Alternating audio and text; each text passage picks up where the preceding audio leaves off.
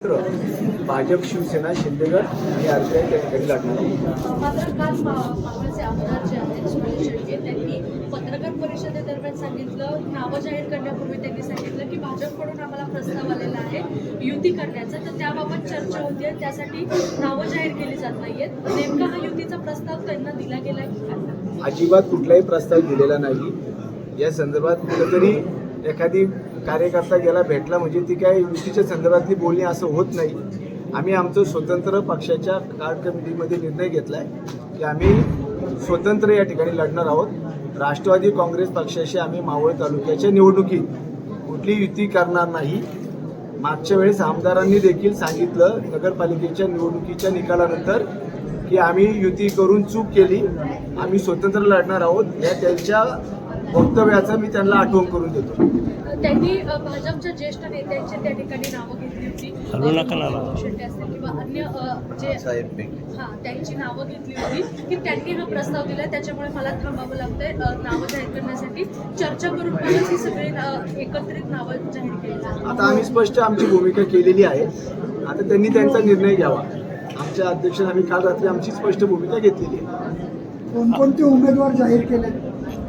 आत्तापर्यंत आम्ही मावळ तालुक्याच्या जिल्हा परिषद गटामध्ये प्रामुख्याने इंदोरी वराळे जिल्हा परिषद गटात मेघाताई प्रशांतदादा भागवत, त्याचबरोबर इंदोरी पंचायत समिती गणामध्ये श्रीकृष्ण अण्णासाहेब भेगडे आणि वराळे पंचायत समिती गणामध्ये या ठिकाणी आम्ही रवी निवृत्तीभाऊ शेटे या जिल्हा परिषद गटातले तिन्ही उमेदवार गणातले आणि गटातले आमचे अंतिम झालेले असून चांदखेड पंचायत समिती गणामध्ये सभापती पदाच्या आमच्या उमेदवार सुवर्णाताई बाळासाहेब घोटकुले, त्याचबरोबर उर्शे पंचायत समिती गणामध्ये बाळासाहेब नथू पारखी यांची उमेदवारी त्या ठिकाणी केलेली असून काले पंचायत समिती गणामध्ये सीमाताई मुकुंदराव ठाकर आणि कारला पंचायत समिती गणामध्ये रंजनाताई सुरेश गायकवाड यांच्या उमेदवाऱ्या आम्ही जाहीर केलेल्या आहेत.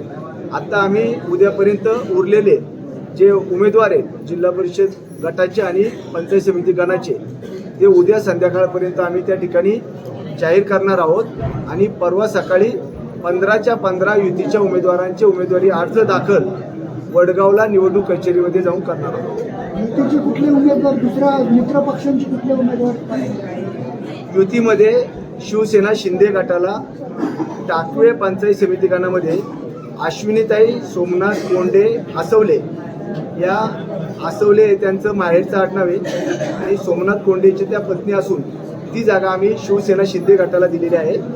आणि आदरणीय सूर्यकांतजी वाघमारे साहेब यांच्याबरोबर खडकाळा पंचायत समिती गणातील SC पुरुष या जागेच्या संदर्भात बोलणी चालू आहेत, ती देखील आमची उद्यापर्यंत निर्णय होईल. या 2 जागा युतीमध्ये आम्ही शिवसेना शिंदे गट आणि RPIला देत असून उर्वरित 13 जागा या आम्ही भारतीय जनता पक्षाच्या माध्यमातून त्या ठिकाणी लढवणार आहोत, असं विषय.